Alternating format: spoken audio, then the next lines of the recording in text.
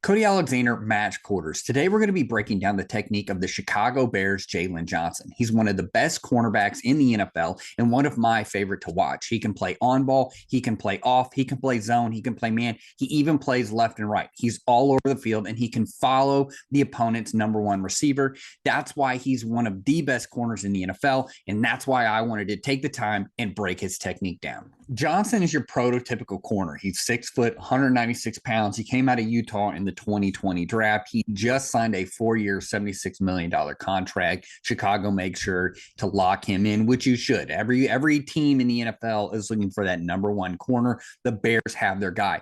Now, Eberflus is known as kind of a Tampa 2 cover 3 guy, but they will run a little bit of cover 1. So you're getting a diverse coverage palette from Johnson. That's why I like him so much more than some of these other man-centric corners that you kind of see. You want to dominate in man, and that has traditionally been where NFL teams want their corners to be able to play on a regular basis, especially if they're a primary boundary corner like Johnson is, but he can also excel in zone. He's one of the best off-ball corners that you can find. He only presses around 31% of the time, which makes him about 61st. So he's right there in the middle, which goes with the technique and the scheme that he's playing with the Bears. He is elite in almost every coverage. So cover 2, cover 3, he is one of the best zone corners. I have him in havoc rate from last year as the 9th best zone corner. He's the 27th best man corner. When you combine everything together and what he adds, he's the number 3 corner in the NFL.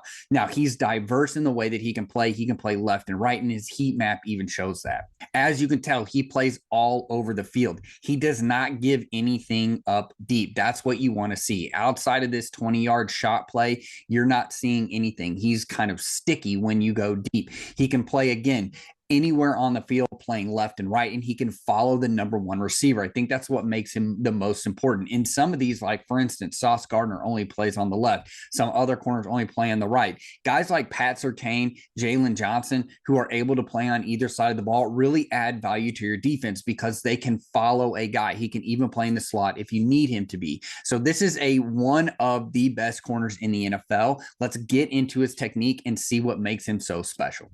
We're going to be watching Johnson up top. He's going to be going against Davante Adams of the Las Vegas Raiders. This is going to be a clinic kind of off bail technique. So he's going to start as kind of this pseudo press. I look like I'm going to press. I get 2 removed, so I'm going to now back off. And then we're going to get into kind of this crossover step. He doesn't click his heels. And I think that's the most important. A lot of young guys, when they get their ass to the sideline and they get right here, they want to start clicking their heels. Now, we do get a little bit of a click to get his momentum going, but then watch how he's going to have a subtle crossover step. And these aren't crossovers. The knees actually never cross over, right? They stay side by side. So these feet are kind of really tight together, almost like an inch technique coming from the back pedal. You want to, on these crossover steps, is to keep your feet really tight. Notice too, his shoulder angle. You can see even on the wide copy, his shoulder angle is down and his vision cone is towards the receiver. A lot of guys too want to get up tall. They get their shoulders kind of either kind of vertically or horizontal like this, or they get them actually pointing kind of down this way. What you want that low shoulder to do is to actually be pointing to the receiver. That's going to help you on your transition. As you can see, once he sees that Adams is really to the sticks, you can see that he's going to really make his feet kind of even choppier. So here we have regular crossover. Now we're going to really make sure these stay together. Once he gets to about 15, you can see he's going to tamp down, seeing the quarterback. So the whole entire time, he's able to watch the quarterback and the receiver out of his periphery. So you can see he's got eyes on the quarterback, but in his peripheral vision, he's still able to see this receiver. I call this the vision cone, right? Your triangle read of being able to see that receiver in the stem that you're getting, but then also being able to see the quarterback. Adams really doesn't give him much of a stem to begin with, right? He's just going to fire off and go straight. Most of the time with these wide sets, you can see that this is wide. We don't have a reduction in these. When you get that vertical set and you start feeling him kind of trying to get on your toes, maybe even kind of backdooring you right here, but not aggressively like on a fade route. This is where you're going to get the comeback. Most comebacks are going to occur around 15 to 18 in the NFL, and it hits right where that mark is. So right at 15, you can see that he starts tamping down, and then he's going to go and he's going to accelerate to the ball. I think a lot of mistakes DBs make a lot of times is that they just assume the ball is just going to come to them. They completely forget about the receiver in the end. He goes and attacks the ball, and then he's going to actually take this to the house. We're going to review all three of his interceptions that he had from this past year. This is the first one, again, coming from a bail technique. So we're going to get that bail, keep our feet really close together on the crossover step. We're going to keep our shoulders down. Once we get to the cutoff point, that's when we're going to really tamp down. We're going to plant, drive, accelerate through the ball. Here we have Johnson playing a cover two technique. So he's going to give the illusion that he's going to be playing some off man or even quarters coverage. So we're going to get that inside step, and then he's going to immediately step with that outside foot. Notice how he's keeping his eyes on the quarterback. Again, reading the departure of the receiver with his peripheral vision. This is why, again, he's one of the best zone corners in the NFL, is that his peripheral vision is much more expansive. Typically, when you play a lot of man and you play a lot of press, you are almost like a horse with blinders on, that you don't see anything outside of you. So when corners transition from being an on-ball corner and playing a lot of press or playing a lot of man, it's sometimes hard for them to transition. When you can find a corner that can play both at an elite level, that's typically where you're going to find an elite corner, and that's where Johnson is. So again, we're going to get that step off to make it look like man. Then we bring that outside foot back to get in our trap technique. So what this allows us to do is essentially, if he's going to go vertical, I can turn and run with him, get my eyes back inside.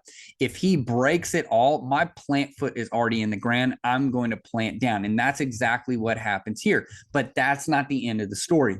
So we get that cut. So what do you do when you get a lot of cover two? You're going to get a lot of slant routes. So he sees that, but he sees that the quarterback is not throwing the ball out. So we actually have our nickel who is working to the slant route. He's working to cap the slant route. He sees in his vision that he does not have the ball coming out. So what he's going to do is peel off and climb to the low hip of this receiver that's going to run a corner route, and he's going to force the ball to go over his head. So the quarterback sees him bite down.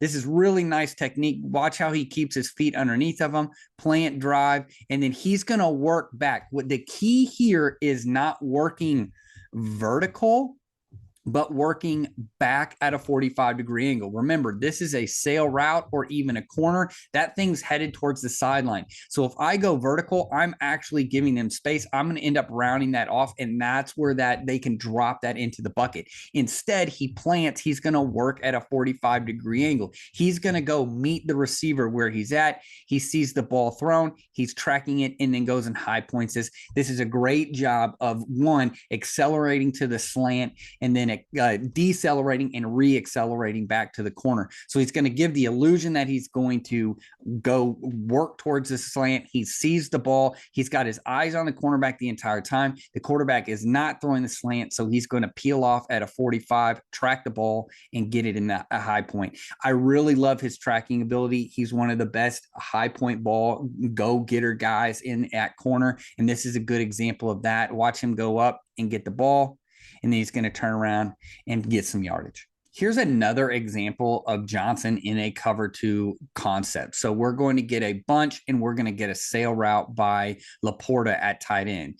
Watch how he's going to work outside. So he's going to kick step, work outside, get into a pedal. Once he sees that everybody's going vertical here, so I have a vertical here, I have a vertical here, he's going to then get vertical. So he works out, then he works up off of the read that he's going to get.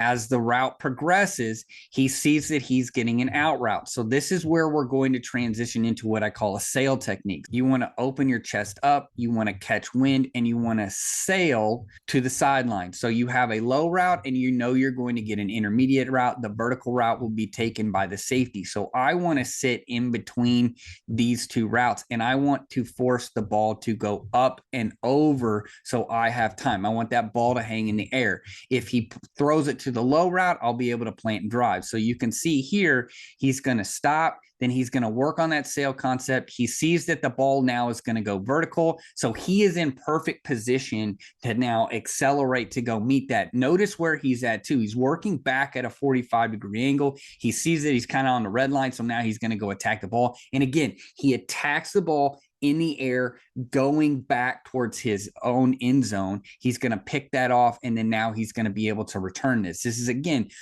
not waiting for the ball to get to him. He goes and attacks the ball. That's one thing that you notice about him when you watch him play is he will attack the ball in the air. Again, he's one of the best jump ball corners right here. You can see why. He goes and gets it, and then now we have our other interception. So here's another good example of him in cover two. Again, using that sail technique. So backpedaling at a 40, getting vertical. When I get everybody vertical, once I get that out route, I'm going to allow him to push me at a 45-degree angle. I'm going to read the departure angle of the other. Now I see him curving. I see the quarterback is going to end up pulling it and go pull the trigger, and then I'm going to go attack the ball in the air. Great job by Johnson.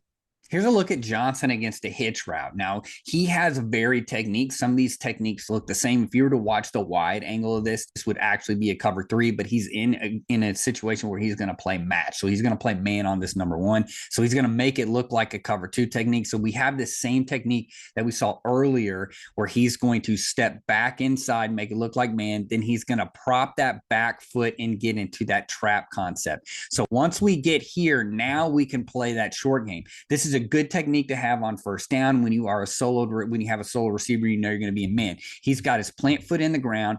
If this were to go hitch and go, he can then just roll into it. If he gets a hitch, which is what he's already got his plant foot in the ground. Now he can go attack. His eyes are on the receiver, so we're not playing zone right here. We're matching him. We're playing man to man. Once you get this, you can see him attack. He's going to get his eyes back inside, and then he's going to accelerate through the ball. Now, the receiver does a good job of ripping that ball out of his hands. But again, it's another example of him attacking the ball in the air, going downhill, finding the ball. This is what I like about him. So again, we're going to get kind of this hinge open. We're going to kick step.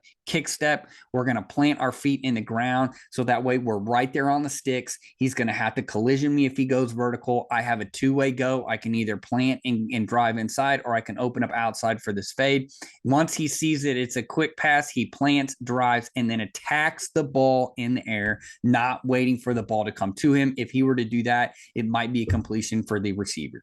In our last clip, we're going to watch Johnson impress man. He's going to be nice and tight. So it's third and short. We know the ball's going to come out, right? This could be 4-down territory. So again, they're going to try and do things really quick. They're not going to throw deep bombs and then punt it to you, right? They want something near the sticks. They want it to be quick. We're actually going to get a fade route off of this. So we get a speed release. He has a proactive step inside to protect his leverage, but then it's quickly followed by a kick step back outside. Once he sees that the receiver is giving him his chest and he's getting a speed release outside, he's going to give you the two-hand jam.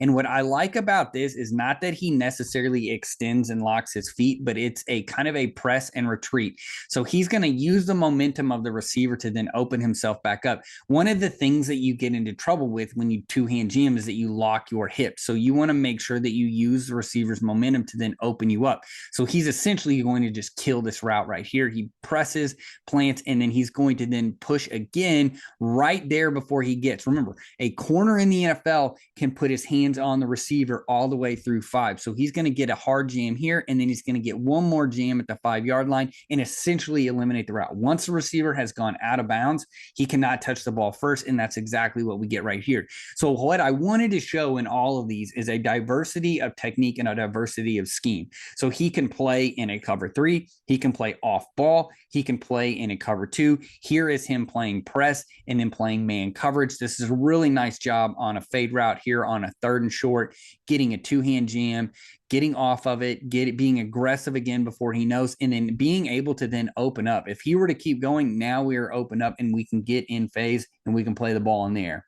I think one of Johnson's best attributes is the fact that he does attack the ball in the air. There's a lot of ball disruption because he's playing a lot of off and he's playing a lot of zone. When you play a ton of volume and man coverage and you press all the time, you're going to get more penalties and you're going to get more pass breakups than you are interceptions. Now, he only had 3 interceptions last year, but saying that, he is playing a lot of ball disruption and playing a lot from the top down. He's really good in kind of a bail technique. Obviously, they play a lot of cover 3 in the Bears. He's good in a trap technique. They play a lot of cover 2 with the Bears. So he can even press. And so what I like about him and why he's one of my favorite corners to watch is because you can see different nuances in his game within each level of play, right? He has technique for off man. He's got technique for on ball. He can play kind of that sail technique. He's really good underneath in cover 2. He can really drive on balls and then accelerate. He knows where the ball's going and he understands where route placement is going to be. And to me, that's why he earned the contract with the Bears. He's one of the best cornerbacks in the NFL, and I'm excited to see how he progresses next year now that he has that contract with the Bears.